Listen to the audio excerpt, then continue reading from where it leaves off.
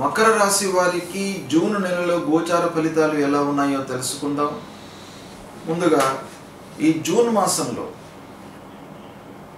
గ్రహస్థితి ఎలా ఉంది, ఏ రాశులలో ఈ 8 గ్రహాలు చంద్రుడిని మినహాయించి నవగ్రహాలలో ఈ గ్రహాలు ఏ రాశిలో సంచరిస్తున్నాయి అనే విషయాన్ని మనం చూసినట్టయితే 15వ తారీఖు వరకు వృషభంలో రవి, 16 నుండి మిథునంలో, కుజుడు 6వ తారీఖు వరకు కర్కాటకంలో, 7వ తారీఖు నుండి మాసాంతం సింహంలో, 6వ తారీఖు వరకు వృషభంలో బుధుడు, 22వ తారీఖు వరకు మిథునంలో, 23వ తారీఖు నుండి మాసాంతం వరకు కర్కాటకంలో బుధుడు సంచరిస్తున్నాడు. గురువు మిథునంలో సంచరిస్తున్నాడు, శుక్రుడు మేషంలో, శని మీనంలో, రాహువు కుంభంలో, కేతువు సింహంలో. ఈ విధంగా ఈ 8 గ్రహాలు ఈ రాశులలో సంచరిస్తున్నాయి. అయితే ఈ 8 గ్రహాలు మకర రాశి జాతకులకు ఏ ఏ స్థానాలలో ఉంటున్నాయి అనేటువంటి విషయాన్ని మనం చూసినట్టయితే సూర్యుడు పంచమ, షష్టమ స్థానాలలో సంచరిస్తున్నాడు. అంటే పంచమ స్థానంలో మొదటి 2 వారాలు ప్రతికూలంగా ఉన్నాడు, తదనంతరం షష్టమ స్థానంలో అనుకూలంగా ఉన్నాడు.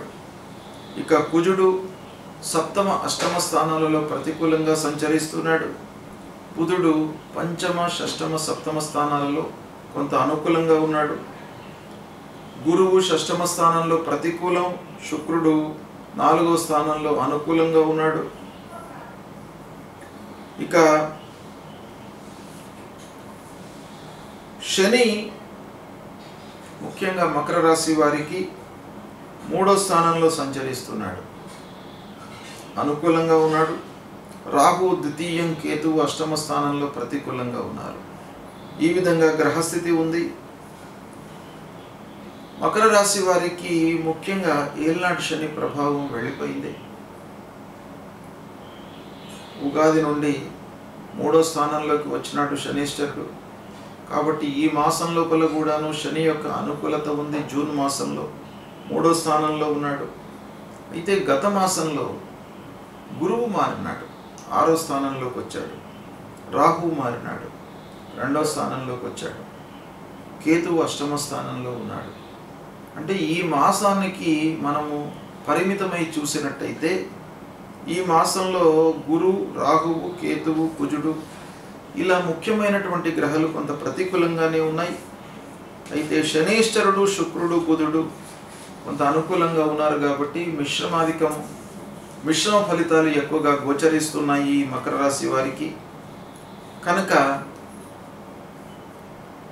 ఈ రాశి ఫలాలను అంటే ఈ గ్రహస్థితిని మనము అన్ని రకాలుగా చూసినట్టయితే బకాయిలు వసూలయ్యేటువంటి అవకాశాలు ఉన్నాయి. అంటే మీరు పూర్వం ఎవరికైతే డబ్బు ఇచ్చి ఉన్నారో వాళ్ళు మళ్ళీ మీకు తిరిగి ఇచ్చేటువంటి అవకాశాలు బాగా కనబడుతున్నాయి. డబ్బు వసూలు అవుతుంది. ఉద్యోగరీత్యా ఆదాయము స్థిరంగా ఉంటుంది. అంటే ఉద్యోగస్తులకు ఆదాయంలో హెచ్చుతగ్గులు కనబడట్లేదు ఈ మాసంలో. కాబట్టి అబ్నార్మల్గా మనకు రావడము, ఖర్చు కావడము, ఉద్యోగపరమైనటువంటి చిక్కులు అలాంటివి కనబడట్లేదు. కనుక ఓవరాల్గా అది సంతృప్తికరమైనటువంటి విషయం. ఆదాయం స్థిరంగా ఉన్నట్టయితే మనం ప్లానింగ్ చేసుకోవడానికి అవకాశాలు ఉంటాయి. కాబట్టి ఆదాయం మీకు కొంత స్థిరంగానే ఉంటుంది ఈ మాసంలో. సమయానికి కూడాను మీకు రావాల్సినటువంటి వేతనము, శాలరీస్ అన్నీ కూడాను అందుతాయి. స్థిర చరాస్తుల మూలకంగా రాబడి ప్రారంభమవుతుంది. ఇది కూడాను ఒకటి మనకు సంతోషకరమైనటువంటి విషయం. ప్రయాణాలలో మట్టుకు కొంత జాగ్రత్త అవసరము. ప్రయాణాల మూలకంగా వృధా ఖర్చు అయ్యేటువంటి అవకాశం కనబడుతుంది. తద్వారా ఫ్రీక్వెంట్గా మీరు ప్రయాణాలు చేయడం మూలకంగా ఇంటి వాతావరణము కొంత ఇబ్బందికరంగా, అసంతృప్తిగా ఉండేటువంటి అవకాశాలు అప్పుడప్పుడు కనబడుతున్నాయి. అన్నదమ్ముల సహకారం లేకపోవడం అనేటువంటిది ఈ మాసంలో ప్రధానంగా కనబడుతున్నటువంటి అంశం. కాబట్టి తద్వారా కొన్ని పనులు ఆలస్యం అవుతాయి. వాళ్ళ యొక్క సహాయ సహకారాలు, మాట సహకారం కూడాను లేకపోవడం మూలకంగా పనులు ముందరికి జరగవు. బంధువర్గంతో వైషమ్యాలు పెరిగేటువంటి అవకాశం గోచరిస్తుంది. ఆరోగ్య విషయం లోపల మీరు చాలా జాగ్రత్తలు తీసుకోవాలి. భూతగాదాలు ముందుకు వస్తాయి. పూర్వం కొన్నటువంటి భూముల విషయంలో, డాక్యుమెంట్స్ విషయంలో మన కానివ్వండి, అలాంటివి మీకు కొన్ని ఇబ్బందులు తలెత్తేటువంటి అవకాశాలు ఉన్నాయి. వ్యవసాయదారులకు పంటల మూలకంగా అనుకూలంగానే ఉంటుంది. ఇక ఇరుగు పొరుగు వారితో, వ్యవసాయదారులు పక్క వారితో కొంత ఇబ్బందులు, వైషమ్యాలు వచ్చేటువంటి అవకాశాలు కనబడుతున్నాయి. పిల్లల చదువు, పెళ్ళి, ఉద్యోగ ప్రయత్నాలు బాగా అనుకూలిస్తాయి. అన్ని పనులను కూడాను మంచి అవగాహనతో ఆలోచించి ముందుకు వెళ్తారు. ప్రారంభించినటువంటి పనులలో కొంత ఆలస్యము ఉన్నప్పటికీ కలిసి వస్తాయి. కుటుంబ వాతావరణం ముఖ్యంగా మీకు చాలా సంతృప్తికరంగా ఉంటుంది. కుటుంబ పెద్దల ప్రోత్సాహం లభిస్తుంది. ఉద్యోగస్తులకు 3-4 వారాలు బాగా కలిసి వస్తాయి. 1-2 వారాలలో ఆఫీసులలో పనిభారం పెరగడం మూలకంగా చికాకుకు గురి అయ్యేటువంటి అవకాశం బాగా కనబడుతుంది. కళాకారులకు, సంగీతవేత్తలకు, సాహిత్యవేత్తలకు, న్యాయవాద వృత్తిలో ఉన్నటువంటి వారికి, వైద్య వృత్తిలో ఉన్నటువంటి వారికి ఈ మాసం బాగా కలిసి వస్తుంది. ఈ విధంగా ఓవరాల్గా చూసినట్టయితే కొన్ని కార్నర్స్లో అనుకూలత ఉన్నప్పటికీ ఓవరాల్గా ఈ మాసంలో కొన్ని జాగ్రత్తలు మట్టుకు తప్పకుండా మీరు తీసుకోవాలి. 1-4 సార్లు ఆలోచించండి. పనిని ప్రారంభించే ముందు ఆ పని విషయమై ఒక అవగాహనకు వచ్చిన తర్వాత ప్రారంభించినట్టయితే మీరు సమయం లోపల పనిని పూర్తి చేయగలుగుతారు. ఈ సమయాన్ని, ఈ గ్రహస్థితిని సద్వినియోగపరచుకోండి. శుభ ఫలితాలను పొందుతారు. జూన్ మాసంలో వస్తున్నటువంటి ముఖ్యమైనటువంటి పండుగలు, జయంతులు, వాటి ప్రాశస్త్యము, మనం చేయవలసినటువంటి కర్తవ్యము, వీటి గురించి తెలుసుకుందాం. జ్యేష్ఠ శుద్ధ దశమి గురువారం 5 జూన్ రోజున దశహర పాప దశమి వ్రతం. ఇది చాలా ముఖ్యమైనటువంటి వ్రతం. దశహర పాప దశమి అని దీనికి పేరు. అంటే ప్రతి మానవుడు కూడాను తెలిసి కొన్ని పాపాలు చేస్తూ ఉంటాడు, తెలియకుండా కొన్ని పాపాలు చేస్తూ ఉంటాడు, కొన్ని ఫోర్స్డ్గా కూడాను కొన్ని చేయవలసినటువంటి ఆగత్యం ఏర్పడుతుంది. ఈ విధంగా దశవిధ పాపాలు చేసేటువంటి అవకాశాలు బాగా ఉన్నాయి. ఇందులో కాయిక, వాచిక, మానసికమైనటువంటి పాపాలు అంటే శరీరము ఇన్వాల్వ్ అయ్యి చేసేటువంటి పాపాలు కొన్ని, మాట మూలకంగా ఎదుటి వాళ్లను ఇబ్బంది పెట్టడము, తద్వారా కలిగేటువంటి పాపాలు, మనస్సు లోపల అనర్థాలను ఊహించుకొని కీడును తలపెట్టి తద్వారా వచ్చేటువంటి పాపాలు, మానసికమైనటువంటి పాపాలు. ఇలా 3 రకాలుగా ఉండేటువంటి పాపాలు మొత్తం కలిపితే మనకు ఒక్కొక్క దానిలో 4, 3 ఇలా పాపాలు 10 రకాలుగా ఉంటాయి అనేటువంటిది శాస్త్రం చెప్తుంది. అయితే ఈ పాపాలు తొలగిపోవడానికి ఈ దశమి రోజున గంగా స్నానం చేసినట్టయితే, అంటే గంగా భగవతి పూజ, మనకు దగ్గరగా ఉన్నటువంటి గోదావరి నది కానివ్వండి, గంగా నదికి కానీ వెళ్ళి స్నానం ఆచరించినట్టయితే ఈ దశవిధ పాపాలు దూరం అయిపోతాయి అనేటువంటిది శాస్త్రం చెప్తుంది. కాబట్టి మనము సంతృప్తిగా జీవనం కొనసాగించడానికి, చేసినటువంటి అకృత్యాలను దూరం చేసుకోవడానికి గంగా స్నానం అనేటువంటిది చాలా ముఖ్యమైనటువంటిది. గంగా అంటే గంగా నది కాకుండా దగ్గరగా ఉన్నటువంటి జీవనదుల లోపల ఎక్కడైనా కూడాను మీరు స్నానం ఆచరించవచ్చును. అలాంటిది చేయడం మూలకంగా మనకు ఈ పాపాలన్నీ కూడాను దూరం అవుతాయి. ఇక 6వ తారీఖున నిర్జల ఏకాదశి, గణపతి సచ్చిదానంద స్వామి వారి యొక్క జయంతి. ఈ నిర్జల ఏకాదశి, మనకు ఏకాదశి వ్రతం చాలా ఉత్తమమైనటువంటి వ్రతం. అన్ని వ్రతాల్లో కూడాను ఏకాదశి వ్రతానికి అత్యంత ప్రాధాన్యత మన శాస్త్రంలో ఇవ్వబడింది. కాబట్టి మనము ప్రకృతి పరంగా, ఆరోగ్యపరంగా, శారీరకంగా మనం దృష్టిలో పెట్టుకున్నట్టయితే ఏకాదశి రోజున ఉపవాసం చేసి ద్వాదశి రోజున పారణ చేసినట్టయితే అద్భుతమైనటువంటి ఫలితాలు కలుగుతాయి. ఉన్నతమైనటువంటి భావనలతో మోక్షాన్ని పొందవచ్చును అనేటువంటివి కూడాను మనకు ఇతిహాసాల లోపల చాలా చెప్పబడి ఉన్నాయి. కాబట్టి ఈ రోజున ఏకాదశి వ్రతాన్ని ఆచరించాలి. ఇదే రోజున అవధూత పీఠాధిపతి గణపతి సచ్చిదానంద స్వామి వారి యొక్క జయంతి. ఆ స్వామివారిని మీరు కొలవండి. త్రిమూర్తి స్వరూపమైనటువంటి ఆ గురు భగవానుడు గురుదేవుడి యొక్క అనుగ్రహాన్ని పొందడానికై స్వామివారిని మీరు పూజించండి. ఇక 8వ తారీఖు రోజున మృగశిర కార్తీ ప్రవేశం. వ్యవసాయదారులకు కార్తులు అత్యంత ప్రాధాన్యతను సంతరించుకున్నటువంటివి. కార్తులను దృష్టిలో పెట్టుకొని వాళ్ళు కార్యకలాపాలు చేస్తూ ఉంటారు. వ్యవసాయం ప్రారంభం చేయడము, విత్తనాలు నాటడము, ఇవన్నీ కూడాను కార్తులకు అనుగుణంగా వాళ్ళు చేసుకుంటారు. కనుక మృగశిర కార్తీ ప్రవేశం అనేటువంటిది చాలా ముఖ్యమైనటువంటి కార్తీ. అది 8వ తారీఖు నాడు ప్రవేశిస్తుంది. ఇక 10వ తారీఖు నుండి గురుమౌఢ్యం ప్రారంభమవుతుంది. గురుమౌఢ్యము అనంటే గురువు మనకు కనిపించకుండా లుప్తమవుతాడనమాట. ఆ గ్రహ గురుగ్రహము కనపడకుండా ఉన్నప్పుడు శుభకార్యాలు చేయకూడదు అనేటువంటిది శాస్త్రం చెప్తుంది. కనుక ఈ 10వ తారీఖు నుండి గురుమౌఢ్యం ప్రారంభమవుతుంది. దాంతో వివాహాది శుభకార్యాలన్నీ కూడాను నిషేధం. ఒక నెల రోజుల పాటు ఉంటుంది ఈ మౌఢ్యము. ఈ సమయం లోపల శుభకార్యాలు నిషేధము. తర్వాత 11వ తారీఖున జ్యేష్ఠ పౌర్ణిమ బుధవారం వటసావిత్రి గౌరీ వ్రతం. ఈ వటసావిత్రి గౌరీ వ్రతము ముత్తైదువులకు ఆ సావిత్రి ఎలానైతే గౌరీదేవిని పూజించి మాంగళ్యాన్ని రక్షించుకుందో అలాంటి ఉత్తమమైనటువంటి ఈ వటసావిత్రి వ్రతము 11వ తారీఖున వస్తుంది. దీన్ని కూడాను అందరూ ఆచరించి శుభప్రదమైనటువంటి జీవితాన్ని కొనసాగించడానికి ఈ వ్రతం బాగా ఉపయోగపడుతుంది. ఇక 14 జూన్ శనివారం సంకష్టహర చతుర్థి వ్రతం.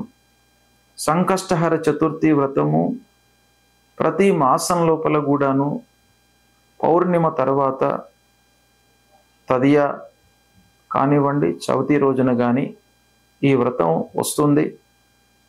అందరూ కూడాను ఈ రోజున సంకష్టహర చతుర్థి వ్రతాన్ని ఆచరించి ఆటంకాలు లేకుండా మనము చేపట్టేటువంటి పనులు సుఖమయంగా పూర్తి కావడానికి, ఆ గణపతి యొక్క అనుగ్రహాన్ని పొందడానికై ఈ వ్రతాన్ని మనము ఆచరిస్తాం.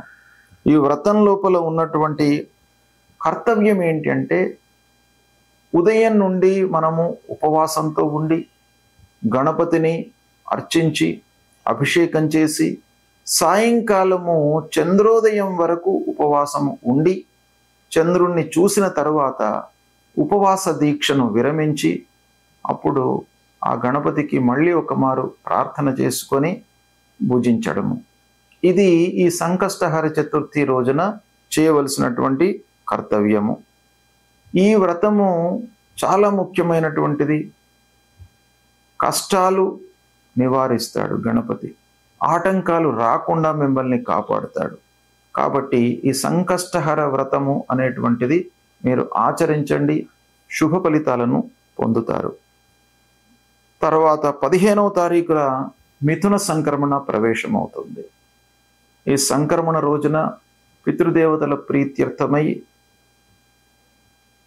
మనము ఎవరికైనా కూడాను కొంత అన్నదానం చేసినట్టయితే మీకు సత్ఫలితాలు పొందుతారు. ప్రతి సంక్రమణ రోజున పితృదేవతల ప్రీత్యర్థమై మీరు ఒకరికి కానీ ఇద్దరికి కానీ మీకు ఎంతమందికి అనుకూలమైతే మీ శక్తి కొలది అన్నదానం చేయండి, సత్ఫలితాలను పొందుతారు. ఇక 23వ తారీఖు రోజున సోమ ప్రదోషమి వ్రతం, మాస శివరాత్రి. ఈ రెండు కూడాను ప్రదోషమి మాస శివరాత్రి శివ వ్రతాలు. ఈ రెండు వ్రతాలను సోమ ప్రదోషమి అదే రోజు వస్తుంది. అదే రోజున కూడాను మాస శివరాత్రి ఉంది. ఆ శంకరుణ్ణి ప్రదోష కాలం లోపల మీరు పూజించినట్టయితే మీకు అన్ని రకాలుగా ఐశ్వర్యాన్ని, అపమృత్యు దోషాలను తొలగిస్తాడు.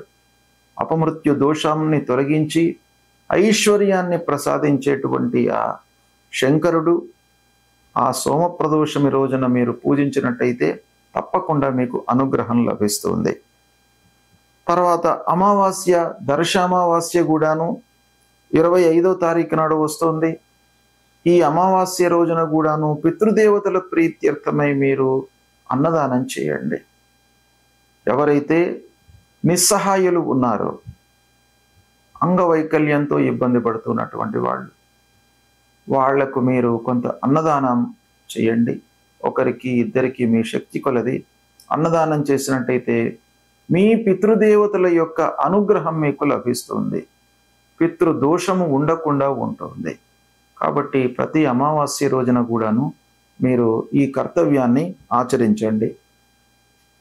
ఇక 27 జూన్ జగన్నాథ స్వామి వారి యొక్క రథోత్సవము, పూరి జగన్నాథ స్వామి రథోత్సవము ప్రారంభమవుతుంది. ఇక 29 జూన్ రోజున బోనాలు ప్రారంభమవుతాయి. ఇవి ముఖ్యమైనటువంటి పండుగలు ఈ జూన్ మాసంలో ఉన్నాయి. ఈ పండుగలను మీరు గుర్తించి ఋషులు మన జీవితము సుఖమయంగా జరగడానికి, ఆటంకాలు లేకుండా, ఇబ్బందులు లేకుండా, అపమృత్యువు దరి చేరకుండా ఆరోగ్యవంతమైనటువంటి జీవితాన్ని గడపడానికి ఋషులు దర్శించి మనకు నిర్ణయించినటువంటి పండుగలు ఇవి. హిందూ సాంప్రదాయానికి మూల స్తంభాలు. పండుగలను గుర్తించి ఆచరించడం అనేటువంటిది. కనుక ఈ పండుగలను ఆచరించినట్టయితే మన జీవితము సుఖమయంగా జరుగుతుంది. ఆ పండుగల వెనుక ఉన్నటువంటి ఇతిహాసాన్ని కూడాను మీరు అర్థం చేసుకొని దానికి ప్రత్యామ్నాయమైనటువంటి కర్తవ్యాలు, ఏ పండుగ రోజున మనం ఏం చేయాలి అనేటువంటిది మీకు స్థూలంగా నేను చెప్పాను. ఇంకా కూడాను మీరు ఈ విషయాన్ని మీరు తెలుసుకొని ఆచరించినట్టయితే జీవితాన్ని సుఖంగా మీరు కొనసాగించడానికి అవకాశాలు ఉంటాయి. ఉపయోగించుకోండి. గ్రహస్థితి ప్రతికూలంగా ఉన్నప్పుడు మనము చేయవలసినటువంటి కర్తవ్యాలు 2 ఉంటాయి. ఒకటి, మనము రెట్టింపు శ్రమతో ఆ పనులను చేయాలి. అంటే శక్తియుక్తులను ఉపయోగించి పనులు చేయడము. రెండవది, భగవంతుడి యొక్క అనుగ్రహము కొరకై మనము చేయవలసినటువంటి పరిహారాలు. ఇందులో ముఖ్యమైనటువంటి గ్రహాలు మన పైన చాలా ఎఫెక్ట్ను చూపిస్తాయి. సూర్యుడు, కుజుడు, గురువు, శనేశ్వరుడు, రాహువు, కేతువులు. ఈ గ్రహాలు ప్రతికూలంగా ఉన్నప్పుడు మనం చేయవలసినటువంటి విధి విధానాలు, పరిహారం ఏంటి అనేటువంటి విషయాన్ని చెప్తాను. సూర్యుడు ముఖ్యంగా మనకు ఆరోగ్యాన్ని ఇచ్చేటువంటి గ్రహము.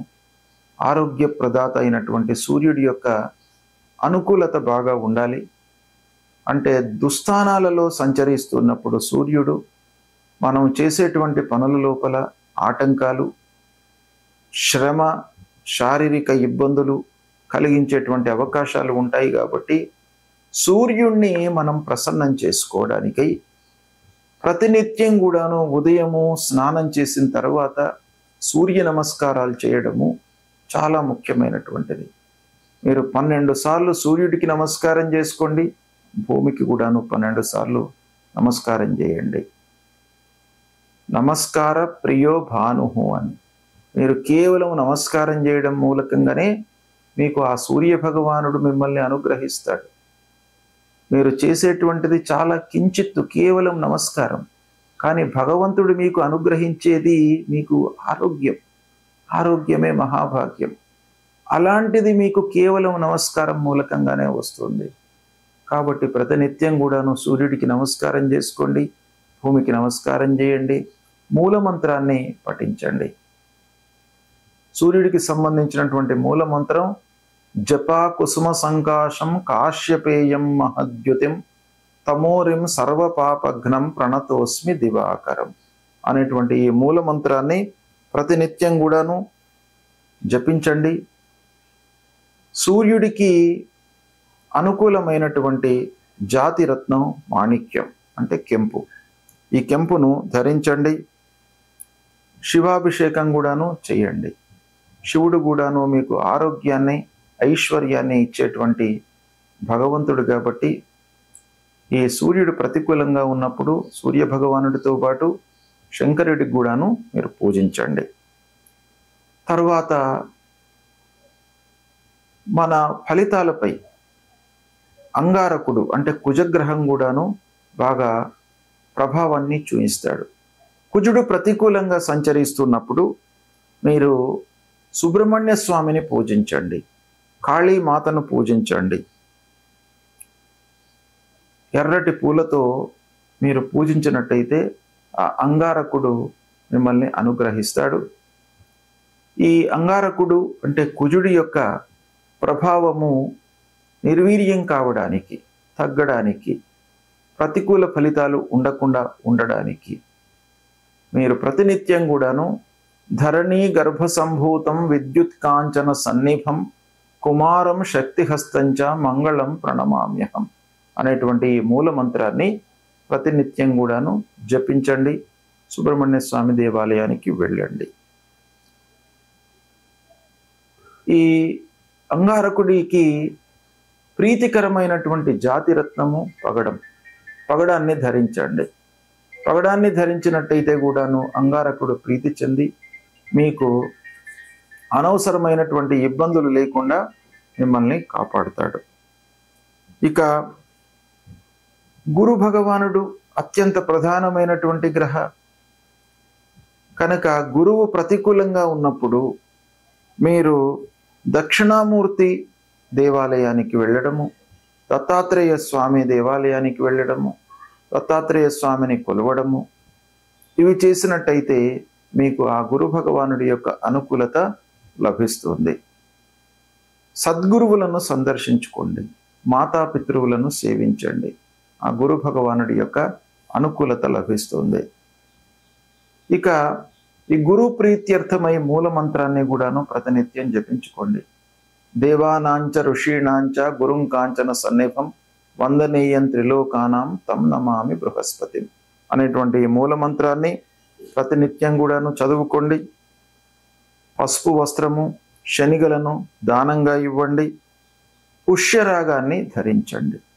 గురువుకు ఇవి చాలా ప్రీతికరమైనటువంటిది కాబట్టి వస్త్రము ధాన్యము దానంగా ఇవ్వండి. ఈ కనక పుష్యరాగాన్ని ధరించండి. ఇక శనేశ్వరుడు ప్రతికూలంగా ఉన్నప్పుడు శని మనకు చాలా విషయాల లోపల ప్రభావాన్ని చూపిస్తాడు. ముఖ్యంగా ఆర్థికపరమైనటువంటి సమస్యలను క్రియేట్ చేస్తాడు. రాబడి పైన ప్రభావాన్ని చూపిస్తాడు. కనుక శని భగవానుణ్ణి అనుకూలం చేసుకోవడం చాలా ముఖ్యమైనటువంటి కర్తవ్యం.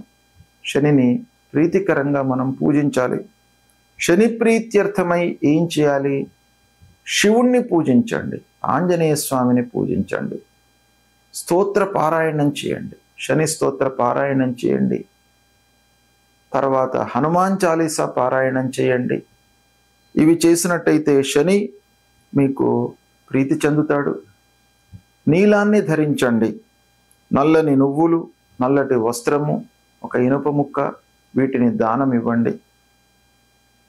ఇక శని ప్రీత్యర్థమై మీరు నీలాంజన సమాభాసం రవిపుత్రం యమాగ్రజం ఛాయా మార్తాండ సంభూతం తం నమామి శనైశ్చరం అనేటువంటి మూల మంత్రాన్ని ప్రతినిత్యం కూడాను జపించండి.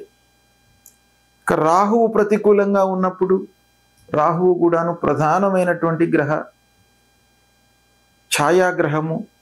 మనపైన మానసిక శారీరక ఇబ్బందులను క్రియేట్ చేసేటువంటి గ్రహము, అనవసరమైనటువంటి భయాన్ని కల్పించేటువంటి గ్రహము, ఆందోళనలకు గురి అయ్యేటువంటి అవకాశాలు రాహువు ప్రతికూలంగా ఉన్నప్పుడు బాగా ఉంటాయి. కాబట్టి రాహువును తప్పకుండా ప్రీతికరంగా మీరు చేసుకోవాలి. ఈ రాహు ప్రీత్యర్థమై దుర్గాదేవిని పూజించండి. మినుములు దానంగా ఇవ్వండి. గోమేధికాన్ని ధరించండి.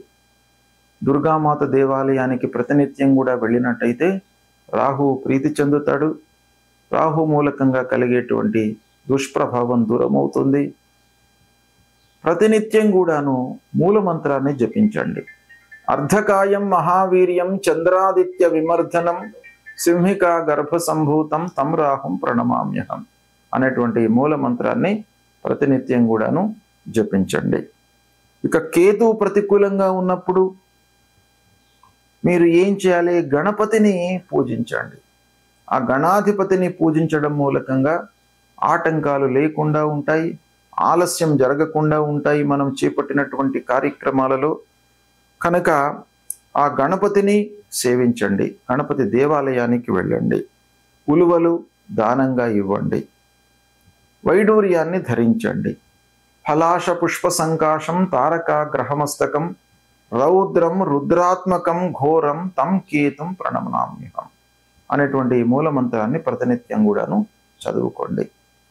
ఈ గ్రహాలకు సంబంధించిన ఈ మూలమంత్రాలే కాకుండా గ్రహస్థితి ప్రతికూలంగా ఉన్నప్పుడు, మీకు మానసికమైనటువంటి ఇబ్బందులు తలెత్తుతున్నప్పుడు, శారీరకమైనటువంటి ఇబ్బందులు ఎదురవుతున్నప్పుడు, ఆర్థికపరమైనటువంటి సమస్యలతో కొట్టుమిట్టాడుతున్నప్పుడు మీరు చేయవలసినటువంటి కర్తవ్యము లలితా సహస్రనామ పారాయణం చేసుకోండి.